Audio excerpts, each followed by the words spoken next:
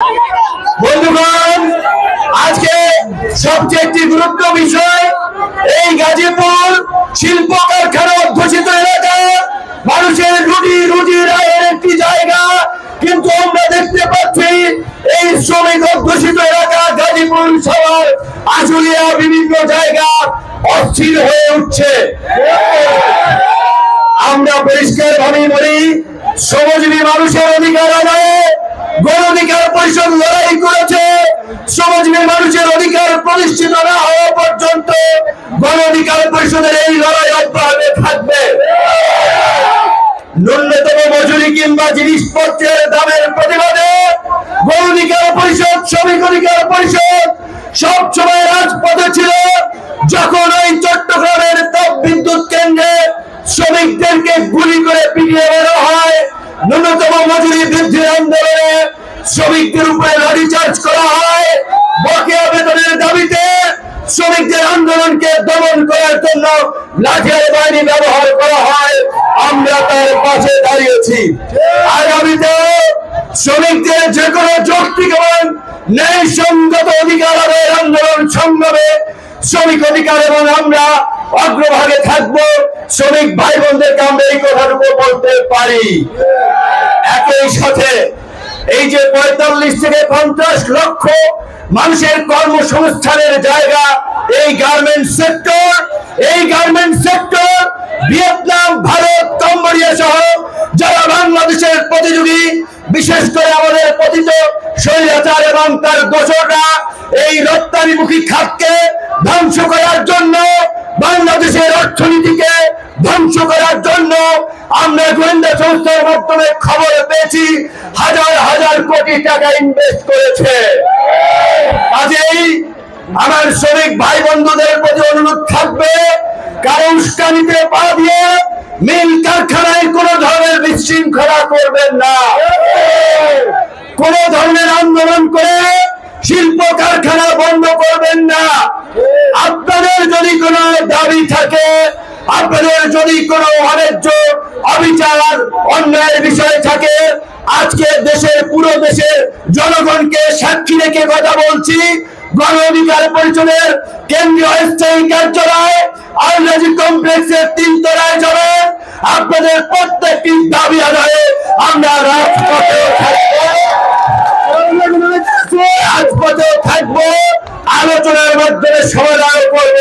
কিন্তু বন্ধুগণ, আপনাদেরকে ভুলে গেলে চলবে না, এই সবেমাত্র ২ মাস হয়েছে ছাত্র জনতা গণ অভ্যুত্থান করে একটা ফাঁসির শাসনের পদত্যাগ ঘটিয়েছে, একটা ফাঁসিবাদী শাসনের অবসান ঘটিয়েছে।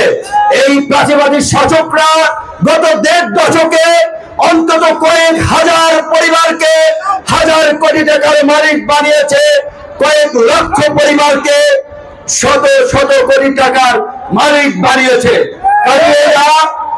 এই সরকার যেন সুন্দরভাবে দেশ চালাতে না পারে, বাংলাদেশ যেন একটি ব্যর্থমান কার্যকর রাষ্ট্রে পরিণত করে, তাই তারা নানামুখী চক্রান্ত করছে। তাই তাদের চক্রান্ত সম্পর্কে সজাগ এবং সতর্ক থেকে দেশকে স্থিতিশীল রাখতে হবে। দেশের অর্থনীতির চাকাকে সচল করার জন্য গার্মেন্টস সহ সকল সেক্টরকে স্থিতিশীল রাখতে হবে। আমরা পরিষ্কারভাবেই বলছি, গার্মেন্টস সহ শ্রমিকদের যে ন্যূনতম মজুরির দাবি ২০,০০০ টাকা অত্যন্ত যৌক্তিক দাবি। গার্মেন্টস সহ অন্যান্য প্রতিষ্ঠানের শ্রমজীবী মানুষরা ওভারটাইমের জন্য যে বেতনের দাবি করছে যৌক্তিক দাবি। এক্সট্রা ডিউটি করালে মানসম্মত নাস্তা দেওয়া যৌক্তিক দাবি। আগামীতে আমরা মেধার ভিত্তিতে বাংলাদেশ গড়ে তুলতে চাই। পরিকল্পিতভাবে রাষ্ট্র গঠনে আমাদেরকে কাজ করতে হবে, পরিকল্পনা নিতে হবে। আমরা মনে করি গর্ভবতী মায়েদের গর্ভবতী হওয়া থেকে শুরু করে তার মানসম্মত খাবার, সুষম খাদ্যের জন্য রাষ্ট্রকে একটা ভর্তুকি দেওয়া উচিত, যাতে মেধাবী একটা নতুন শিশুর দুনিয়াতে আগমন ঘটে। মেধাবী শিশু তৈরি হলেই আগামীর সুন্দর ভবিষ্যৎ গড়ে উঠবে। এই যে আমাদের শ্রমজীবী মানুষ চিকিৎসা পায় না, ঢাকা মেডিকেলের বারান্দায় ঘুরতে ঘুরতে জুতা স্যান্ডেল ক্ষয়, পিজিতে একটা সিট পাওয়া যায় না, বেসরকারি হসপিটালে সবাই চিকিৎসা নিতে পারে না।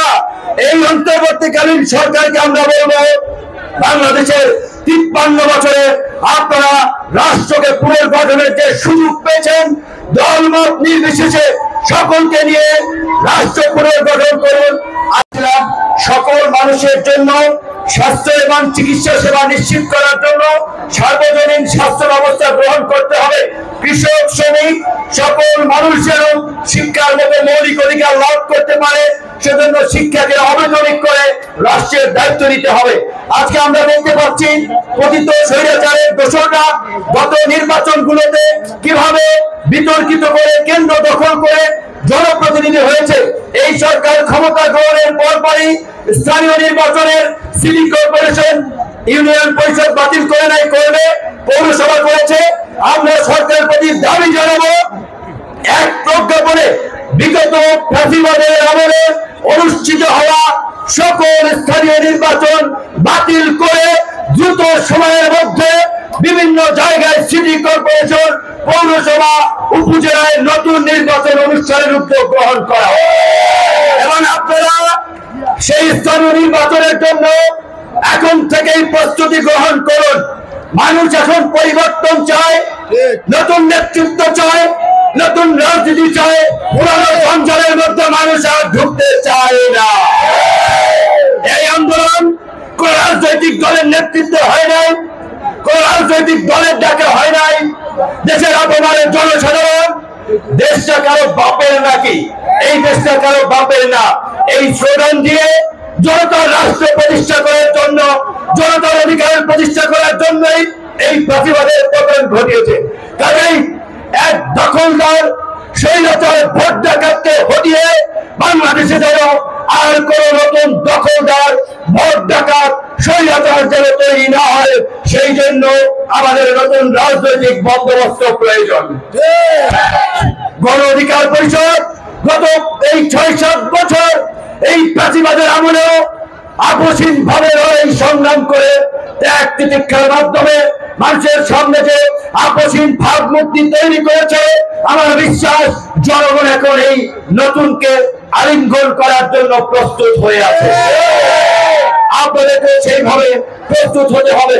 আমরা শুনতে পাচ্ছি গাজীপুরের শ্রমিক অসন্তোষের পেছনে একদিকে যেমন পতিত স্বৈরাচার এবং বিদেশিদের আগে তৎপরতা আছে, একই সাথে জুট ব্যবসা কেন্দ্রিক একটা আধিপত্য আছে। এই জুট ব্যবসা কারা করছে? মালিকদেরকে বলবো, মিল ফ্যাক্টরি চালাতে হলে কোন সন্ত্রাসীদের সাথে আপোষ করে যদি মিল ফ্যাক্টরি চালান, তাহলে আপনার কারখানায় সমস্যা তৈরি হবেই। কোন কাউকে পরোয়া করার দরকার নাই। এইটা কোন রাজনৈতিক দলের সরকার না, রাজনৈতিক দলের উৎপাত সহ্য করা হবে না। এইখানে সকলের সমান অধিকার থাকবে, মিলেমিশে রাষ্ট্র গঠন করবে, সমাজ পরিচালনা করবে। সমস্ত রাজনৈতিক দলের নেতৃবৃন্দকে আমি অনুরোধ করব, শিল্প কারখানার মালিকদের সাথে আপনারা বসে শিল্প কারখানার মালিকদেরকে বলবো, আপনারা যদি ভেবে থাকেন অমুক দলের নেতা আমার পাশে আছে কাজে আমার সমস্যা নাই, সমস্যার সমাধান হবে না। সমস্ত স্টেকহোল্ডারদেরকে নিয়ে আলোচনা করুন কিভাবে এই সংকটের উত্তরণ করা যায়, কিভাবে উত্তেজনা থামানো যায়। এবং সাংবাদিক ভাই বোনদেরকে আমি একটা আহ্বান জানাবো, এই যে আমরা নতুন বাংলাদেশ বিনির্মাণ করতে চাই, চাঁদাবাজি, আধিপত্য, সন্ত্রাসী কার্যক্রম যদি চলতেই থাকে, নতুন বাংলাদেশটা কোথায়? কাজেই এই ভোট ব্যবসা নিয়ে কারা বিভিন্ন জায়গায় উস্কানি দিচ্ছে, বিশৃঙ্খলা তৈরি করছে, সংঘর্ষ বাজাচ্ছে, তাদের বিরুদ্ধে আপনারা রিপোর্ট প্রকাশ করুন। এই আন্দোলনে ছাত্রদের বড় একটা ভূমিকা ছিল, আপনারা দেখেছেন। কাজে সারা বাংলাদেশের এই নতুন প্রজন্মের ছাত্ররা, আমাদের বিশ্বাস আগামীর নতুন নেতৃত্বের মাধ্যমে নতুন বাংলাদেশ গড়ে তুলবে। নেতৃত্ব তৈরির জায়গা সকল বিশ্ববিদ্যালয়, কলেজের ছাত্র সংসদ। তাই অনতিবিলম্বে ডাকসু সহ সকল ছাত্র সংসদ নির্বাচনের আমরা দাবি জানাচ্ছি। কলকারখানায় শ্রমিকদের সমাবেশ সংগঠন করার অধিকার থাকতে হবে। অকারণে কোন শ্রমিককে ছাঁটাই করা, বেতন বৈষম্য মানা হবে না। গত 15 বছরে আপনারা জানেন প্রায় 18 লক্ষ কোটি টাকা পাচার করেছে। এই 18 লক্ষ কোটি টাকা কেন পাচার করেছে? গার্মেন্টসের শ্রমিকরা পাচার করেছে, গণ অধিকার পরিষদের নেতারা পাচার করেছে, পাচার করেছে ফাঁসিবাদের দোসর ব্যবসায়ী, আমরা মাফিয়ারা। কাজেই শ্রমিকরা দেশের টাকা দেশে রাখে, দেশে সম্পদ করে, মালিকরা আকাশচুম্বী লাভ করবে, শ্রমিকরা না খেয়ে মরবে। তা হবে না, তা হবে না। লাভের একটা সীমা থাকতে হবে, সীমাহীন লাভ করা যাবে না। প্রত্যেকটি কলকারখানায় বাৎসরিক লভ্যাংশের একটা ন্যূনতম অংশ শ্রমিকদের মাঝে বিতরণ করতে হবে। শ্রমিক অধিকার পরিষদ সেই লক্ষ্যে কাজ করবে। শিল্প কারখানার মালিকদের সাথে বসে শ্রমিকদের অধিকার আদায়, শ্রমিক আন্দোলনকে যৌক্তিকভাবে সমাধান করার জন্য কাজ করবে। আমাদের কথা একটাই, আমরা দেশকে স্থিতিশীল দেখতে চাই, দেশ এগিয়ে যাবে। রাষ্ট্র সংস্কারের মধ্যে দিয়ে আগামীতে একটা অবাধ, সুষ্ঠু, নিরপেক্ষ নির্বাচন হবে। ততদিন পর্যন্ত গণ অধিকার পরিষদ অঙ্গ সংগঠনের নেতা কর্মীরা নিজেদেরকে তৈরি করবে বিকল্প রাজনৈতিক শক্তি হিসেবে। আগামী নির্বাচনে গণ অধিকার পরিষদ এককভাবে নির্বাচন অংশগ্রহণ করবে ইনশাআল্লাহ।